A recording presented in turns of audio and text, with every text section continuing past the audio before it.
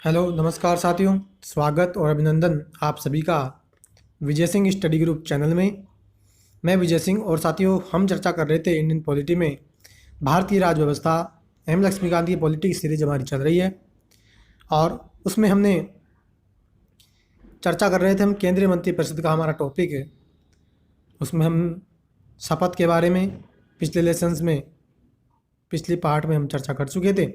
आज चर्चा करेंगे फ्रेंड्स मंत्रियों के उत्तरदायित्व के बारे में, यानी सदन में जो भी मंत्री होते हैं, चाहे लोकसभा हो या राज्यसभा, दोनों सदनों में मंत्रियों के क्या अधिकार, क्या उनका कर्तव्य होता है, रिस्पॉन्सिबिलिटी उनकी अपने सदन के प्रति क्या क्या होती है, ये चर्चा करेंगे। इसके अलावा आज के लेसन में, आज की लेक्चर में चर्चा करेंगे कैबिनेट और सेंट्रल काउंसिल ऑफ मिनिस्टर, यानी हमारी जो केंद्रीय मंत्रिपरिषद और जो कैबिनेट जो होती है मंत्रिमंडल, इन दोनों में डिफरेंस भी समझेंगे। ठीक है, तो चर्चा स्टार्ट करते हैं। उससे पहले मित्रों, अगर आपने चैनल को सब्सक्राइब नहीं किया जरूर से सब्सक्राइब कर लेना, ताकि सारी वीडियो का नोटिफिकेशन जो है आपको मिल जाएगा।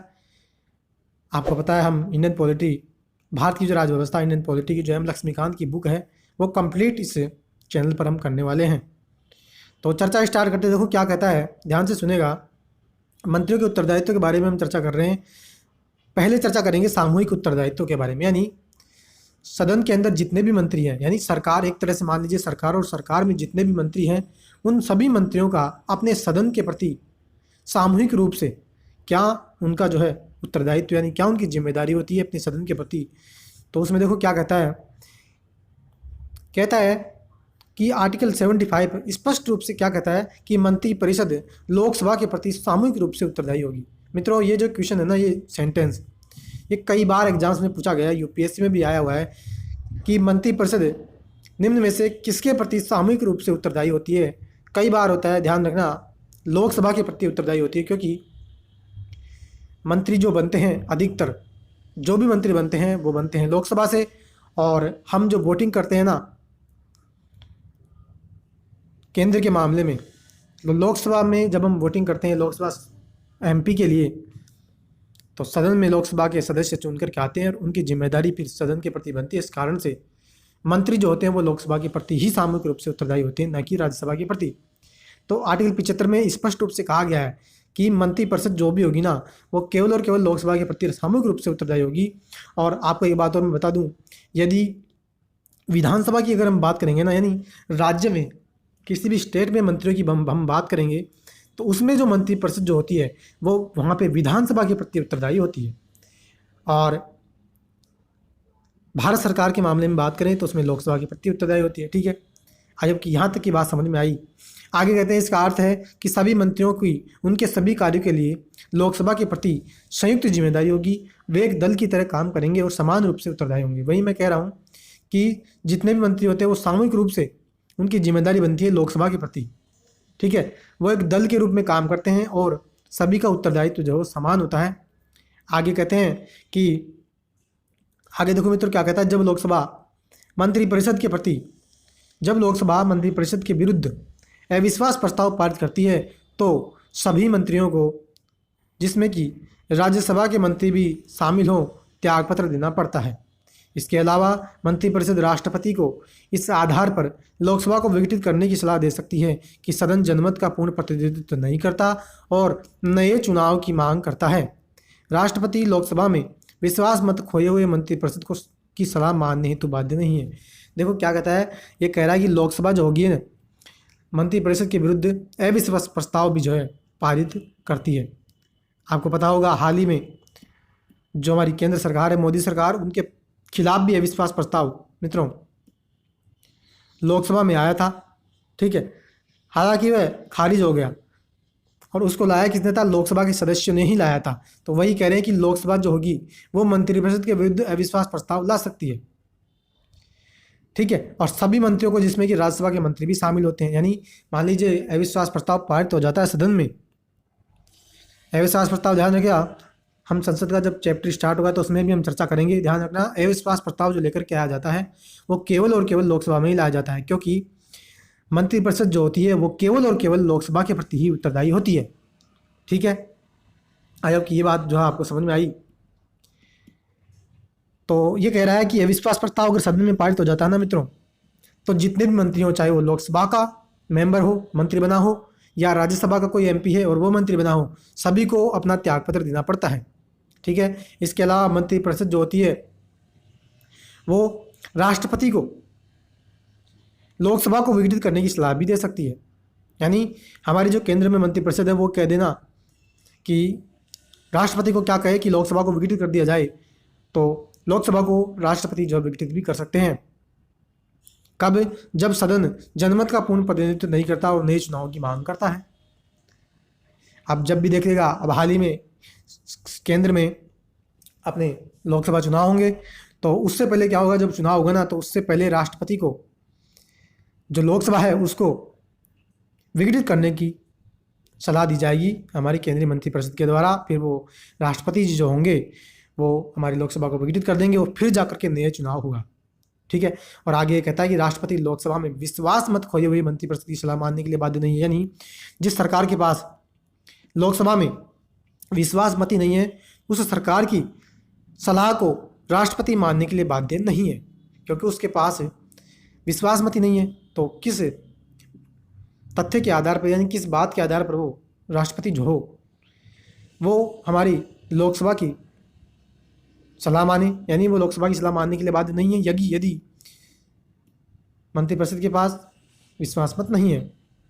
आगे कहते हैं कि सामूहिक उत्तरदायित्व का सिद्धांत यह भी है कि मंत्रिमंडल यानी कैबिनेट के निर्णय सभी केंद्रीय मंत्रियों के लिए बाध्यकारी हैं, यहाँ तक कि यदि मंत्रिमंडल की बैठक में उनके विचार इसके विरुद्ध हों। आगे कहता है कि मित्रों, कैबिनेट के निर्णय यानी केंद्रीय कैबिनेट जो है, जिसमें कैबिनेट आगे हम चर्चा भी करेंगे संसद के टॉपिक में, यहाँ इतना समझ लीजिए, कैबिनेट उसे कहते हैं जिसमें किसी भी सरकार, चाहे वो राज्य की सरकार हो या केंद्र की सरकार, उसमें विभिन्न जो मंत्रालय है और उस मंत्रालयों के जो मेन जो मंत्री होते हैं, यानी कोई भी मुख्य मिनिस्ट्रीज जो होती है, चाहे जैसे मान लीजिए केंद्र की बात करें तो गृह मंत्री, रक्षा मंत्री, विदेश मंत्री, वित्त मंत्री, ये जो होते हैं मित्रों, इनको कहते हैं कैबिनेट मंत्री, क्योंकि ये मिनिस्ट्री यानी ये मंत्रालय ऐसे मंत्रालय हैं जो बहुत इंपॉर्टेंट होते हैं, इस कारण से इनको कैबिनेट मंत्री भी कहते हैं। इन मंत्रालयों को कैबिनेट यानी इन मंत्रालयों का जो प्रभार चार्ज हम देते हैं उनको कैबिनेट मंत्री कहते हैं। और कहते हैं कि मंत्रिमंडल के जो निर्णय होते हैं, यानी कैबिनेट ने जो भी निर्णय डिसीजन ले लिया, वो सारे मंत्रियों को मानना पड़ता है, चाहे वो कैबिनेट के मंत्री हो या नहीं हो। ठीक है। सभी मंत्रियों का कर्तव्य है कि मंत्रिमंडल के निर्णयों को माने और संसद के बाहर और भीतर उसका समर्थन करे। यानी जो भी मंत्री, यानी केंद्रीय कैबिनेट मंत्री और कैबिनेट ने जो भी निर्णय ले लिया ना मित्रों, वो सारे मंत्रियों को मानना पड़ेगा, चाहे वो मंत्री कैबिनेट मंत्री हो या नहीं हो। उनका समर्थन यानी उस डिसीजन का समर्थन करना पड़ेगा, संसद के अंदर भी और सदन के बाहर भी। यदि कोई मंत्री मंत्रिमंडल के निर्णय से असहमत है तो उसे त्यागपत्र देना होगा। बिल्कुल सही बात है। यानी किसी मंत्री ने यह कह दिया कि मैं कैबिनेट के डिसीजन को नहीं मानूंगा, तो उस मंत्री से इस्तीफा मांग लिया जाएगा, यानी उसकी इस्तीफे की सिफारिश कर देंगे राष्ट्रपति जी को, प्रधानमंत्री, और फिर राष्ट्रपति जी उसको जो हटा देंगे। ठीक है। पूर्व में कई मंत्रियों ने मंत्रिमंडल के साथ अपने मतभेद के चलते कई बार त्यागपत्र भी दिए हैं। एग्जाम्पल से समझे तो B.R. अम्बेडकर ने हिंदू कोड बिल पर अपने साथियों के साथ मतभेद के चलते ही त्यागपत्र दे दिया था। यानी सीधी सी बात आप ये समझिए, कैबिनेट ने जो भी डिसीजन, जो भी निर्णय ले लिया, वो सभी मंत्रियों को मानना पड़ेगा, चाहे वो उससे सहमत हो या नहीं हो। अगर नहीं मानते तो उनको इस्तीफा देना पड़ेगा अपने मंत्री पद से। क्लियर है? तो आइए कि मित्रों, सामूहिक उत्तरदायित्व का मतलब आपको समझ में आया। सिंपल सा आप ये समझना, सामूहिक उत्तरदायित्व का मतलब सीधा सा ये होता है कि मंत्रिपरिषद जो होती है वो सामूहिक रूप से लोकसभा के प्रति उत्तरदायी होती है। अब लोकसभा के प्रति उत्तरदायी क्यों? क्योंकि जितने भी मंत्री बनते हैं, वो ज़्यादातर मंत्री जो बनते हैं वो लोकसभा के प्रति बनते हैं, लोकसभा से बनते हैं, और हम वोटिंग जो करते हैं वो लोकसभा से ही, यानी लोकसभा के चुनाव की यानी लोकसभा का जब चुनाव होता है तो मेंबर ऑफ पार्लियामेंट में हम वोटिंग करते हैं, हम उनका प्रतिनिधित्व, हम यानी हमारे द्वारा प्रतिनिधित्व के लिए हम जो है मेंबर ऑफ पार्लियामेंट को चुनते हैं। तो लोकसभा में ही उनका जो है सदन की उनकी जिम्मेदारी लोकसभा के प्रति सामूहिक रूप से बनती है। ठीक है। यहाँ तक की बात हमने चर्चा करी। आगे चर्चा करते हैं मित्रों व्यक्तिगत उत्तरदायित्व, यानी एक जो मंत्री होगा, ठीक है, उस मंत्री का पर्सनल उत्तरदायित्व क्या बनेगा, जिम्मेदारी क्या बनेगी, उसकी हम चर्चा करते हैं। तो कहता है मित्रों कि आर्टिकल 75 में व्यक्तिगत उत्तरदायित्व का सिद्धांत भी वर्णित है। कहता है मंत्री राष्ट्रपति के प्रसाद पर्यंत अपने पद पर बने रहेंगे, जिसका अर्थ यह है कि राष्ट्रपति किसी भी मंत्री को उस समय भी हटा सकता है जब मंत्रिपरिषद का लोकसभा में विश्वास मत प्राप्त है। यानी आर्टिकल 75 में हमने क्या कहा है कि मंत्री जो होंगे ना मित्रों, वो राष्ट्रपति के प्रसाद पर्यंत पद पर बने रहते हैं। प्रसाद पर्यंत का मतलब है राष्ट्रपति जब तक, यानी राष्ट्रपति के प्रसाद पर्यंत का मतलब होता है कि राष्ट्रपति जब चाहेंगे ना उस मंत्री को उस मंत्री पद से हटा सकते हैं, लेकिन जब प्रधानमंत्री के द्वारा उनको सिफारिश की जाएगी उस मंत्री को हटाने के लिए, तभी वो जो है मित्रों किसी मंत्री को हटा सकते हैं। यानी कह रहे हैं कि राष्ट्रपति किसी भी मंत्री को उस समय भी हटा सकते हैं जब मंत्री परिषद का लोकसभा में विश्वास मत है प्राप्त है। हालांकि राष्ट्रपति किसी मंत्री को केवल प्रधानमंत्री की सलाह पर ही हटा सकता है। विचारों में मतभेद के कारण, किसी मंत्री के कार्यों से संतुष्ट न होने के कारण प्रधानमंत्री उसे त्यागपत्र देने के लिए कह सकता है और राष्ट्रपति उसे बर्खास्त करने की सलाह दे सकता है। यानी वही बात मैं कह रहा हूँ कि राष्ट्रपति का प्रसाद पर्यंत का मतलब होता है कि राष्ट्रपति की इच्छा पर निर्भर है, यानी राष्ट्रपति की कृपा पर निर्भर है वो कि कब तक मंत्री पद बना रहेगा, कब तक वो मंत्री पद पर रहेगा। यानी अगर राष्ट्रपति चाहेंगे तो उसको किसी भी समय मंत्री पद से हटा सकते हैं, लेकिन जब प्रधानमंत्री उसको कहेंगे कि इस मंत्री को हटा दिया जाए तभी हटाएंगे। और ऐसा कब होता है जब वो किसी डिसीजन को नहीं मानता सरकार की के, यानी जो सत्ता पक्ष, जो सत्ता में सरकार है उसी सत्ता के मंत्री नहीं, उस सत्ता पक्ष के मंत्री नहीं, उस सत्ता पक्ष के जो सरकार है उसके डिसीजन को नहीं माना, तो उस परिस्थितियों में ऐसे मामले हमें देखने को मिलते हैं। ठीक है, तो ये बात मित्रों मैंने चर्चा करी, सामूहिक उत्तरदायित्व और व्यक्तिगत उत्तरदायित्व की हमने चर्चा करी। आई होप कि यहाँ तक की बात आपको अच्छी प्रकार से समझ आई है। आगे मित्रों चर्चा करते हैं मंत्रिपरिषद की संरचना के बारे में। मित्रों जो मंत्री होते हैं ना, यानी कितने प्रकार के मंत्री होते हैं, कैबिनेट मंत्री भी आपने सुना होगा, राज्य मंत्री, उप मंत्री, स्वतंत्र प्रभार, उन सभी की आज हम चर्चा करने वाले हैं। और यहाँ से भी क्वेश्चन बार बार बनने की संभावना रहती है। हाल ही में यूपीएससी में क्वेश्चन भी आया था।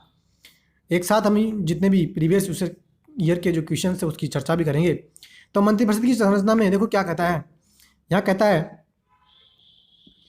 मंत्रिपरिषद में मंत्रियों की 3 श्रेणियाँ होती है, कैबिनेट मंत्री, राज्य मंत्री और उप मंत्री। यानी ध्यान रखना 3 ही प्रकार के मंत्री होते हैं मंत्रियों में, कैबिनेट मंत्री, राज्य मंत्री और उप मंत्री। इनके बीच का अंतर उनका पदक्रम, वेतन और राजनीतिक महत्व है। इन सभी मंत्रियों का प्रमुख प्रधानमंत्री होता है जो सरकार का उच्चतम कार्यकारी है। बिल्कुल सही बात है। पहली बात, मंत्री कितने प्रकार के होते हैं? 3 प्रकार के, कैबिनेट मंत्री, राज्य मंत्री और उप मंत्री। 3 ही प्रकार के मंत्री होते हैं। कहीं भी आप देख लीजिएगा, कहीं भी सेंटेंस आ जाए तो 3 प्रकार के मंत्री आपको ध्यान में रखना है। आगे देखो क्या कहता है, चर्चा करते हैं पहला कैबिनेट मंत्री के बारे में। देखो क्या कह रहा है कि कैबिनेट मंत्रियों के पास केंद्र सरकार के महत्वपूर्ण मंत्रालय जैसे गृह, रक्षा, वित्त, विदेश और अन्य मंत्रालय होते हैं। वे कैबिनेट के सदस्य होते हैं और इसकी बैठकों में भाग लेते हैं तथा नीति निर्धारण में महत्वपूर्ण भूमिका निभाते हैं। मैंने आपको पहले शुरुआत में चर्चा भी करी थी कि कैबिनेट मंत्री उनको कहते हैं जिनके पास महत्वपूर्ण मिनिस्ट्रीज होती है। यानी महत्वपूर्ण मिनिस्ट्रीज यानी इंपॉर्टेंट मिनिस्ट्रीज का जो चार्ज हम देते हैं, जैसे होम अफेयर्स हो गया, डिफेंस मिनिस्ट्री हो गया, ठीक है, फाइनेंस मिनिस्ट्री, एक्सटर्नल अफेयर्स, विदेश मंत्री, ये सभी जो मंत्री होते हैं ना मित्रों, ये कैबिनेट मंत्री होते हैं क्योंकि इनके पास महत्वपूर्ण मिनिस्ट्रीज, महत्वपूर्ण मंत्रालय होता है, कैबिनेट के सदस्य होते हैं। और कैबिनेट की जो बैठक होती है ना, तब जब भी कैबिनेट की बैठक होगी उसमें मंत्री जो होते हैं वो भाग लेते हैं। इस कारण से इनको कैबिनेट मंत्री कहते हैं। ठीक है, आगे दूसरा मंत्री का टाइप की चर्चा करें तो दूसरा है राज्य मंत्री। मित्रों ज़्यादा इसमें हमने ध्यान देने का जरूरत नहीं है, सीधा पॉइंट टू पॉइंट हम यहाँ पे बात कर रहे हैं। और इंडियन पॉलिटी की जो हम लक्ष्मीकांत की बुक है, वो अगर आप इसको मेरे लेक्चर्स को पढ़ लोगे ना तो उस बुक को भी पढ़ने की आपकी ज़रूरत नहीं है, क्योंकि मैंने पूरा समरी इसमें डाल दिया है। और डिटेल वाइज जब मैंने शुरुआत से ही, जब से मैंने इंडियन पॉलिटी की आपके साथ ये चर्चा स्टार्ट करी थी लेसन्स की, लेसन नंबर 1 से ऐतिहासिक पृष्ठभूमि का पहला चैप्टर है एम लक्ष्मीकांत की बुक का, तब से आज तक मैंने आप मेरे जितने भी लेसन्स देखेगा डिटेल वाइज मैंने यहाँ पे चर्चा करी है, तो उसी प्रकार से हम यहाँ पे भी चर्चा कर रहे हैं। ठीक है, तो राज्य मंत्री के बारे में देखो क्या कहता है कि राज्य मंत्रियों को मंत्रालय विभागों का स्वतंत्र प्रभार दिया जा सकता है अथवा उन्हें कैबिनेट मंत्री के साथ सहयोगी बनाया जा सकता है। सहयोग के मामले में उन्हें कैबिनेट मंत्री के मंत्रालय के विभागों का प्रभार दिया जा सकता है तथा मंत्रालय से संबंधित कोई विशेष काम सौंपा जा सकता है। यानी राज्य मंत्री कौन होता है? जिनको कि कोई मंत्रालय, यानी मंत्रालय क्या होता है, एक बहुत बड़ा मंत्रालय होता है मित्रों, ठीक है। इस मंत्रालय में बहुत से विभाग होते हैं, ठीक है। इन विभागों का मान लीजिए मंत्रालय, एक मंत्रालय इसमें 3 विभाग है, तो इस एक विभाग का हमने किसी को मंत्री बना दिया और उसको हम क्या करें, राज्य मंत्री कह रहे हैं। यानी मान लीजिए गृह मंत्रालय, और गृह मंत्रालय में कोई विभाग है, तो उस गृह मंत्रालय में उस विभाग का स्वतंत्र प्रभार हम दे देते हैं, ठीक है। और फिर उसको हम क्या कहते हैं, राज्य मंत्री कहते हैं। यानी एक तो उसको हम स्वतंत्र प्रभार दे दिया, और मान लीजिए कभी हमने स्वतंत्र प्रभार नहीं दिया तो हम उसको कैबिनेट मंत्री के साथ जो है सहयोगी बना देते हैं, ठीक है। आगे कह रहे हैं कि कैबिनेट मंत्री के मंत्रालय के विभागों का प्रभार दिया जा सकता है या कोई विशेष काम सौंपा जा सकता है। स्वतंत्र प्रभार के मामले में वे अपने मंत्रालय का काम कैबिनेट मंत्री की तरह ही पूरी शक्ति व स्वतंत्रता से करते हैं। हालांकि वे कैबिनेट के सदस्य नहीं होते तथा उनकी बैठकों में भाग भी नहीं लेते। वे तब तक बैठक में भाग नहीं लेते जब तक उन्हें अपने मंत्रालय से संबंधित किसी काम हेतु विशेष रूप से आमंत्रित नहीं किया जाए। यानी ये कह रहा है कि जब हम किसी मंत्रालय के किसी विभाग का प्रभार हम किसी मंत्री को दे देते हैं तो उस मंत्री को हम राज्य मंत्री कहते हैं, और वो राज्य मंत्री जो होता है ना, वो फ्री एंड फेयर तरीके से, यानी स्वतंत्र तरीके से उस मंत्रालय का उस विभाग का काम वो संभालता है, ठीक है। कैबिनेट की बैठक में हालांकि वो भाग नहीं लेता, लेकिन अगर उसको विशेष रूप से आमंत्रित किया जाता है तो वो कैबिनेट की बैठक में भी भाग ले सकता है, ठीक है। यह मैंने दूसरे प्रकार के मंत्री की चर्चा करी। तीसरा जो मंत्री का प्रकार है मित्रों, थर्ड टाइप की चर्चा करते हैं, वो है उपमंत्री। उपमंत्री क्या होता है, उन्हें मंत्रालयों का स्वतंत्र प्रभार नहीं दिया जाता। हालांकि उन्हें कैबिनेट अथवा राज्य मंत्रियों को उनके प्रशासनिक, राजनीतिक व संसदीय कार्यों में सहायता के लिए नियुक्त किया जाता है। वे न तो कैबिनेट के सदस्य होते हैं और न ही कैबिनेट की बैठक में भाग लेते हैं। यानी पहला मंत्री बताया हमने कैबिनेट मंत्री, जो कैबिनेट के सदस्य होते हैं, उनके पास महत्वपूर्ण मिनिस्ट्री होती है, ठीक है, जैसे गृह मंत्री, रक्षा मंत्री, विदेश मंत्री, वित्त मंत्री, ठीक है। दूसरा मैंने बताया राज्य मंत्री। राज्य मंत्री कौन, बहुत बड़ा मंत्रालय, उस मंत्रालय में बहुत से विभाग, उस एक विभाग का मान लीजिए हमने किसी को मंत्री बना दिया, ठीक है, तो उसको हमने क्या कह दिया, हमने उसको क्या कहा, हमने उसको कहा राज्य मंत्री, स्वतंत्र प्रभार कह दिया, ठीक है। तीसरा प्रकार मैं बता रहा हूँ उपमंत्री, जो क्या होता है, कोई भी मंत्रालय होता है ना मित्रों, उस मंत्रालय का हम मान लीजिए कोई कैबिनेट मंत्री या राज्य मंत्री है, तो उस कैबिनेट मंत्री या राज्य मंत्री के साथ सहयोग के लिए हमने किसी को मंत्री बना दिया तो उसको हम कहते हैं उपमंत्री, ठीक है। वे न तो कैबिनेट के सदस्य होंगे और ना ही कैबिनेट की बैठक में भाग लेंगे। क्लियर है। तीसरा मित्रों, एक अन्य प्रकार की चर्चा करें तो मंत्रियों की एक श्रेणी में कहते हैं कि मंत्रियों की एक और श्रेणी है जिसे संसदीय सचिव भी कहा जाता है। वे मंत्रिपरिषद की अंतिम श्रेणी में आते हैं, ठीक है। लेकिन मित्रों ध्यान रखना, आपको कभी भी मंत्रियों की बात जब भी आएगी तो मंत्री 3 ही प्रकार के गिने जाएंगे, एक कैबिनेट मंत्री, दूसरा राज्य मंत्री और तीसरा उपमंत्री। ध्यान रखना, कहीं भी सेंटेंस आए 3 ही प्रकार के मंत्री आपको गिनने हैं। क्या कहता है, एक और श्रेणी जिसे संसदीय सचिव कहते हैं, मंत्रिपरिषद की अंतिम श्रेणी में आते हैं, उनके पास कोई विभाग नहीं होता, वे वरिष्ठ मंत्रियों के साथ उनके संसदीय कामों में सहायता के लिए नियुक्त किए जाते हैं। यानी संसदीय सचिव भी नियुक्त किए जाते हैं जो मंत्रियों की सहायता करते हैं कामों के अंदर, ठीक है। तो ये मित्रों ने चर्चा करी आपके साथ मंत्रिपरिषद में कितने मंत्री होते हैं, यानी आज चर्चा करी हमने मंत्रियों के टाइप के बारे में, मंत्रियों का उत्तरदायित्व की हमने चर्चा करी। आगे मित्रों चर्चा करते हैं मंत्रिपरिषद और मंत्रिमंडल में अंतर। मित्रों बहुत इंपॉर्टेंट है और यहाँ से भी एग्जाम में क्वेश्चन बनने की पूरी संभावना रहती है कि काउंसिल ऑफ मिनिस्टर्स यानी मंत्रिपरिषद और कैबिनेट जो होती है, उन दोनों में आखिर डिफरेंस क्या होता है उसकी आज हम चर्चा करने वाले हैं। तो चर्चा स्टार्ट करते, देखो क्या कहता है, इधर है मंत्रिपरिषद और इधर है मंत्रिमंडल। मंत्रिपरिषद को मित्रों ध्यान रखना, इसको कहते हैं काउंसिल ऑफ मिनिस्टर्स और इसको कहते हैं कैबिनेट। डिटेल से ध्यान से सुनेगा मित्रों, एक शब्द के एक प्रावधान की मैं डिटेल से चर्चा कर रहा हूँ, ध्यान से सुनेगा। देखो मंत्रिपरिषद में क्या बात कही जाती है, मंत्रिपरिषद में कहते हैं पहला, यह एक बड़ा निकाय है जिसमें 60 से 70 मंत्री शामिल होते हैं। बहुत इंपॉर्टेंट है मित्रों, मंत्रिपरिषद जो भी होगी ना, चाहे वो राज्य की सरकार में गिन लीजिएगा या केंद्र में गिन लीजिएगा, मंत्रिपरिषद में मंत्री ज़्यादा शामिल होंगे। यानी कह रहा है कि एक बड़ा निकाय होता है, एक बड़ी बॉडी होती है जिसमें 60 से लेकर के 70 मंत्री होते हैं। और कैबिनेट की हम बात करें तो ये एक छोटा निकाय है जिसमें 15 से 20 ही मंत्री शामिल होते हैं, जिनके पास महत्वपूर्ण यानी इंपॉर्टेंट मिनिस्ट्रीज होती है, ठीक है। पहला डिफरेंस हमने ये समझा। दूसरे की चर्चा करते हैं, मंत्रिपरिषद में देखो क्या कहता है, इसमें मंत्रियों को कैबिनेट मंत्री, राज्य मंत्री और उप मंत्री में बांटा गया है। किसमें? मंत्रिपरिषद में। ठीक है। और कैबिनेट मंत्री, इसमें कैबिनेट मंत्री शामिल होते हैं, अतः ये मंत्रिपरिषद का एक भाग है। बिल्कुल सही है। यानी मंत्रिपरिषद में मंत्रिमंडल भी तो शामिल हो गया मित्रों। यानी मंत्रिपरिषद में, ध्यान से सुनेगा, मंत्रिपरिषद जो इसमें 60 से लेकर के 70 मंत्री हैं, और यहाँ जो है 15 से 20 मंत्री है। लेकिन ये 15 से जो 20 मंत्री है ना, ये इसमें भी तो शामिल हैं। समझ आई कि नहीं बात? यानी कैबिनेट के जो मंत्री हैं वो मंत्री भी तो है ना। यानी जरूरी नहीं कि वो कैबिनेट मंत्री हैं तो उनको कैबिनेट मंत्री ही कहेंगे, वो मंत्री भी तो हैं। ठीक है। तो कैबिनेट मंत्री जो होते हैं ना मित्रों, मंत्रिपरिषद का भी भाग है। बिल्कुल सही है। नेक्स्ट देखो क्या कहता है। नेक्स्ट कहता है कि यह सरकारी कामों हेतु एक साथ बैठक नहीं करती, इसका कोई सामूहिक कार्य नहीं है। बिल्कुल सही बात है। जब भी डिसीजन होता है ना मित्रों, तो देखिएगा आप, कभी भी मंत्रियों की बैठक नहीं होगी, कभी भी बैठक होगी तो कैबिनेट की बैठक होगी। चाहे वो राज्य की सरकारों में देख लीजिएगा आप, या फिर आप केंद्र के मामले में देख लीजिएगा। कैबिनेट में जितने भी महत्वपूर्ण मंत्री होते हैं वो डिसीजन ले लेते हैं और बाकी बाद में जाकर के सारे मंत्रियों को बता देते हैं। तो वही यहाँ पे कह रहे हैं कि मंत्रिपरिषद में जो है सरकारी कामों हेतु एक साथ बैठक नहीं करती, इसका कोई सामूहिक काम नहीं है। लेकिन यह सामान्य हफ्ते में एक बार बैठक करता है और सरकारी कामों के संबंध में निर्णय करता है। इसके कार्यकलाप सामूहिक होते हैं।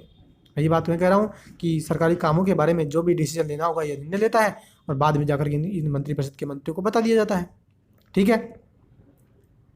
आगे मंत्रिपरिषद में क्या कहता है कि इसे सभी शक्तियाँ प्राप्त है परंतु कागजों के अंदर है। और इसे मंत्रिमंडल में कहता है कि वास्तविक रूप में मंत्रिपरिषद की शक्तियों का प्रयोग करता है और इसके लिए काम करता है। यानी मंत्रिमंडल में जो कैबिनेट के जो मंत्री हैं, सारी शक्तियाँ उनके पास ही होती है। आगे पांचवा अंतर की चर्चा करें तो मंत्रिपरिषद के बारे में कहता है कि इसके कामों का निर्धारण मंत्रिमंडल करता है, और कैबिनेट में कहता है कि यह मंत्रिपरिषद को राजनीतिक निर्णय लेकर निर्देश देता है तथा ये निर्देश सभी मंत्रियों पर बाध्यकारी होते हैं। वही मैं कह रहा हूँ कि जो भी डिसीजन लेना होगा वो कैबिनेट ले लेगी और बाद में जाकर के सारे मंत्रियों को बता दिया जाता है और सारे मंत्रियों को उनको मानना भी पड़ता है। जो नहीं मानेगा डिसीजन को उसको त्यागपत्र देना पड़ेगा। इसकी हम पहले चर्चा कर चुके हैं। ठीक है। तो मित्रों, आशा करता हूँ कि डिसीजन जो आज का जो लेक्चर है वो आपको अच्छी प्रकार से समझ में आ रहा है। नेक्स्ट की चर्चा करते हैं। नेक्स्ट कहता है कि यह मंत्रिमंडल के निर्णयों को लागू करती है। बिल्कुल सही बात है। और कैबिनेट के बारे में कहता है कि यह मंत्रिपरिषद द्वारा अपने निर्णय के अनुपालन की देखरेख करता है। कैबिनेट ये देखती है कि हमने जो डिसीजन लिया है किसी भी काम के बारे में, किसी पॉलिसी के बारे में, तो वो पॉलिसी अच्छी प्रकार से काम कर रही है या नहीं। जितने की जो भी पॉलिसी का हेड हमने किसी मंत्री को बनाया है या कोई भी काम हमने सभी मंत्रियों को दिया है, तो सारे मंत्री किसी प्रकार से उस काम को कर रहे हैं या नहीं है, इसकी ये देखरेख करते हैं। नेक्स्ट डिफरेंस की चर्चा करें तो मंत्रिपरिषद के बारे में कहता है कि यह सामूहिक रूप से लोकसभा के प्रति उत्तरदायी होती है। बिल्कुल सही बात है। और यह मंत्रिपरिषद की लोकसभा के प्रति सामूहिक जिम्मेदारी को लागू करता है। बिल्कुल सही बात है मित्रों। इस बात की हमने शुरुआत में ही चर्चा कर ली थी, डिटेल से मैंने आपको समझाया भी है। ठीक है। तो अंतिम में यहाँ पे देखो डिफरेंस की चर्चा करें कैबिनेट और काउंसिल ऑफ मिनिस्टर यानी मंत्रिपरिषद के बारे में, तो पहला कहता है कि मंत्रिपरिषद जो होती है ना, ये एक संवैधानिक निकाय है। बहुत इंपॉर्टेंट है मित्रों, बहुत इंपॉर्टेंट ये प्रावधान है कैबिनेट और मंत्रिपरिषद के बारे में। क्या कहता है कि मंत्रिपरिषद एक संवैधानिक निकाय है। ठीक है। इसका वर्णन हमने आर्टिकल 75 संविधान के और आर्टिकल 74 में किया है। इसका आकार और वर्गीकरण संविधान में निहित नहीं है। इसके आकार का निर्धारण प्रधानमंत्री समय और स्थिति को देखकर करता है। ठीक है। और कैबिनेट के बारे में कहता है कि आर्टिकल अनुच्छेद संविधान के 352 में 44वें कॉन्स्टिट्यूशन अमेंडमेंट एक्ट के द्वारा हमने इसको शामिल किया है, अतः यह संविधान के मूल स्वरूप में शामिल नहीं था। बहुत इंपॉर्टेंट प्रावधान मित्रों, इस सारी टेबल के अंदर एक ये इंपॉर्टेंट बहुत प्रावधान है। एग्जाम में कई बार क्वेश्चन भी आया हुआ है कि क्या हमने कैबिनेट शब्द का उपयोग, यानी क्या हमने कैबिनेट शब्द का प्रावधान संविधान में किया हुआ है। तो ध्यान रखना, मूल संविधान कौन सा, जब हमने संविधान को अपनाया था, कब, 26 नवंबर 1949 को जब हमने संविधान को अपनाया, उस संविधान को मूल संविधान कहते हैं। उस दिन के संविधान में कैबिनेट शब्द का यूज नहीं था। ये तो हमने बाद में जाकर के, जब इंदिरा गांधी के शासनकाल में आपातकाल लगा, आपातकाल में जो है बिना कैबिनेट की सिफारिश के, यानी बिना कैबिनेट की सलाह के बिना, कैबिनेट को जानकारी दिए बिना ही जब इंदिरा गांधी ने आपातकाल लगा दिया, तब जाकर के मैं मित्रों इस बात की आवश्यकता महसूस हुई कि कैबिनेट जो शब्द है उस शब्द को हमने संविधान में जोड़ा, संविधान के 44वें संविधान संशोधन अधिनियम के माध्यम से, और हमने ये प्रावधान कर दिया था कि जब भी आपातकाल लगेगा तो प्रधानमंत्री को पहले कैबिनेट को बताना पड़ेगा, कैबिनेट की सिफारिश यानी कैबिनेट से पहले सलाह यानी कैबिनेट को पहले बताना पड़ेगा कि हम आपातकाल लगा रहे हैं, तब जाकर के मित्रों कैबिनेट शब्द को हमने, मंत्रिमंडल शब्द को हमने संविधान में जोड़ा था, यानी मूल संविधान में शामिल नहीं था। ठीक है, लेकिन मंत्रिपरिषद जो है वो शब्द हमारे मूल संविधान में शुरू से ही शामिल था। ठीक है, ये इंपॉर्टेंट फैक्ट मैंने आपको बताया है, ध्यान से याद रखिएगा, कई बार एग्जाम में यहाँ से क्वेश्चन पूछा भी गया है। क्लियर है? आगे चलते हैं मित्रों, अब हम चर्चा कर रहे हैं आंतरिक किचन कैबिनेट की। ठीक है, यानी किचन कैबिनेट क्या होती है, बहुत ही इंपॉर्टेंट प्रावधान है, इसके बाद हमारा लेसन भी कंप्लीट हो जाएगा।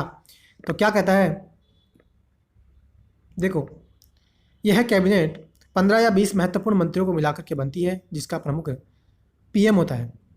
यानी एक कैबिनेट हमने चर्चा कर ली जिसमें बहुत से जो हमारे मंत्री शामिल होते हैं, 15 से लेकर के 20 मंत्री, इंपॉर्टेंट जो मिनिस्ट्रीज के जो मिनिस्टर होते हैं वो उसमें शामिल होते हैं।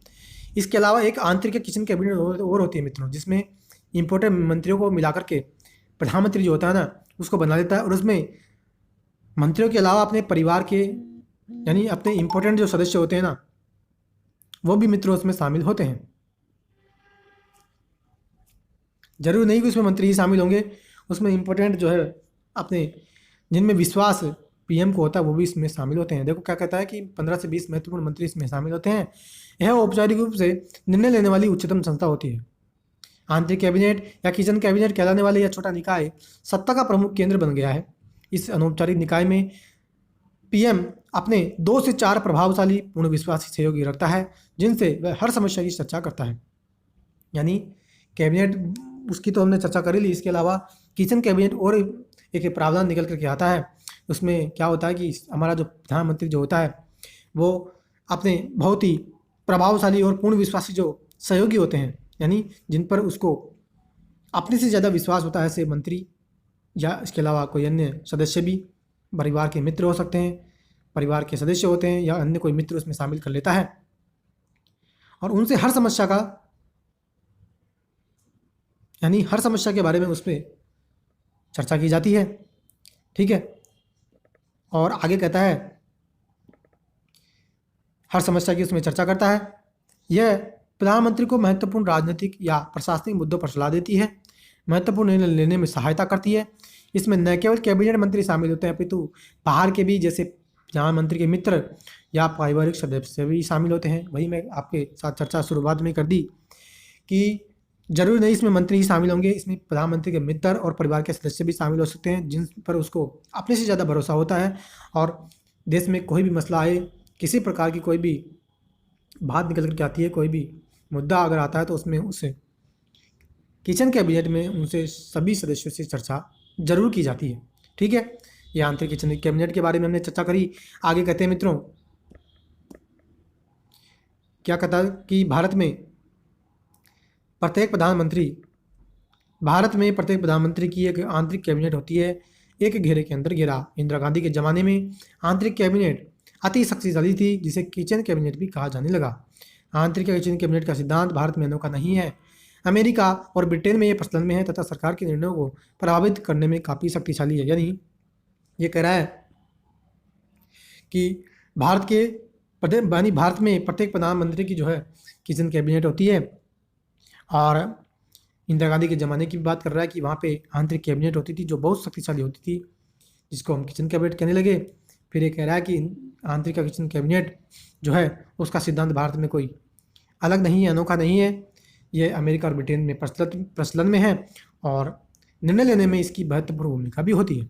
ठीक है, तो साथियों आज हमने चर्चा करी, हमारा केंद्रीय मंत्रिपरिषद का जो टॉपिक जो था, लेसन था, वो कंप्लीट हुआ। आई होप कि मित्रों डिटेल से एक एक प्रावधान की हमने इस लेसन में चर्चा करी है। किसी प्रकार कोई डाउट है तो आप ज़रूर कमेंट कीजिएगा। आशा करता हूं कि आज का लेक्चर आपको पसंद आया होगा। अगर वीडियो पसंद आई है तो प्लीज़ वीडियो को लाइक करना है, ज़्यादा से ज़्यादा दोस्तों में इसको शेयर भी करना है, और चैनल को मित्रों अभी भी सब्सक्राइब नहीं किया तो ज़रूर से कर लीजिएगा, और बेल का जो आइकन है ना उसके ऑल पर आपको क्लिक करना है, ताकि वीडियो के नोटिफिकेशन आपको मिल जाएंगे, ठीक है। क्योंकि मैंने आपको पहले ही कहा था, इंडियन पॉलिटी किसी भी एग्ज़ाम देख लीजिएगा, आपको ज़रूर इसमें से क्वेश्चन ज़रूर आते हैं। और आने वाले कुछ समय में तो हमारा बहुत इंपॉर्टेंट लेक्चर जो है लेसन संसद का टॉपिक स्टार्ट होने वाला है, ठीक है। और कंप्लीट भारत की राज्य व्यवस्था है, यूपीएससी से लेकर के स्टेट पीएससी हो, कोई भी एग्ज़ाम हो, उसकी हम यहाँ पे चर्चा कर रहे हैं, ठीक है। आगे हम प्रीवियस ईयर क्वेश्चन के जो क्वेश्चन आए हुए हैं यूपीएससी स्टेट पीएससी में, वो भी चर्चा करेंगे पॉलिटी से संबंधित। तो आज का लेक्चर मेरे को कैसा लगा कमेंट बॉक्स में कमेंट कीजिएगा। अब मिलते हैं नेक्स्ट लेक्चर में, नेक्स्ट लेसन में। तब तक के लिए नाइस डे। जय हिंद, जय भारत, वंदे मातरम।